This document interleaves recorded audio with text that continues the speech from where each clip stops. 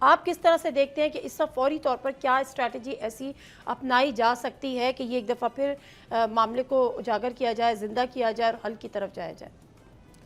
دیکھیں، بھارت سے تو ہم یہ توقع نہیں رکھ سکتے کہ وہ حق خود ارادیت کا احترام کرے گا، اقوام متحدہ کی قراردادوں کا کرے گا یا کشمیریوں کی بنیادی حقوق کا کرے گا. اس سے یہ توقع نہیں کی جا سکتی. اب معاملات کس سمت میں جا رہے ہیں؟ معاملات اس سمت میں جا رہے ہیں کہ پاکستان کو حربی فوجی حوالے سے تو برتری حاصل ہو گئی تھی معرکہ حق کے جنگ میں. اب سفارتی حوالے سے پاکستان گلوبلی لیڈ کر رہا ہے، خصوصاً امریکہ اور ایران جنگ کے بعد. تو پاکستان گین کرتا جا رہا ہے بہت قدر غیر محسوس طریقے سے.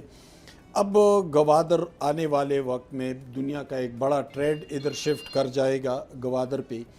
تو یہ تمام چیزیں جو مل رہی ہیں نا، تو یہ آنے والے جو فیوچر سینیریو ہے اس کی تبدیلی کا پیش خیمہ بن سکتی ہے. یعنی پاکستان کو حربی برتری بھی حاصل ہوئی ہے، سفارتی برتری بھی حاصل ہوئی ہے، آنے والے وقت میں معاشی برتری بھی حاصل ہو جائے گی. تو یہ تمام چیزیں جو ہے یہ بھارت پر دباؤ بڑھا دی جائیں گی. تو پھر اس سے کشمیر کا یا جو دوسرے مسائل ہے اس کا حل نکل سکتا ہے.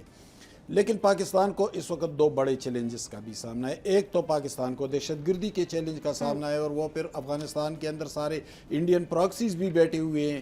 جو پاکستان دشمن ہیں وہ سارے آ کر افغانستان کے اندر بیٹھ گئے. اور یہ ہم تو نہیں کہہ رہے ہیں، یہ تو ابھی رشین رپورٹ آئی تھی، انہوں نے کہا کہ 20 سے زائد عالمی دہشت گرد تنظیمیں ہیں، 23,000 سے زائد دہشت گرد بیٹھے ہوئے ہیں. وہ کہاں پہ تھے؟ وہ سارے پاکستان بارڈر کے ساتھ ساتھ کنڑ سے لے کر کندہار تک انہی صوبوں میں بیٹھے ہوئے تھے.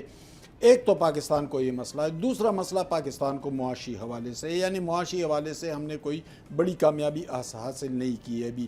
یعنی ہم اس طرف جا رہے ہیں چونکہ جنگ نے مزید معاملات کو بگاڑ دیا ہے.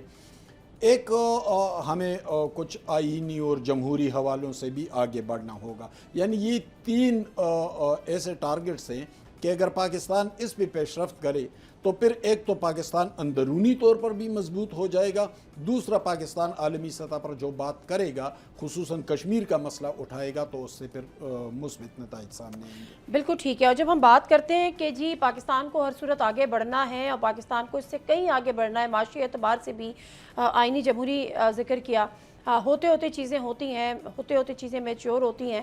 آلدو کہ ٹھیک ہے، اس میں بھی کوئی دو رائے نہیں ہے کہ بہت وقت گزر چکا ہے، لیکن بہرحال عمران اسماعیل صاحب، اب دو تین چیزیں ہیں جس طرح سے آپ کہہ رہے ہیں کہ گورنمنٹ کو چاہیے کہ اپرچونٹیز جو ہے وہ ایسے پلیٹ فارمز پرووائڈ کرے.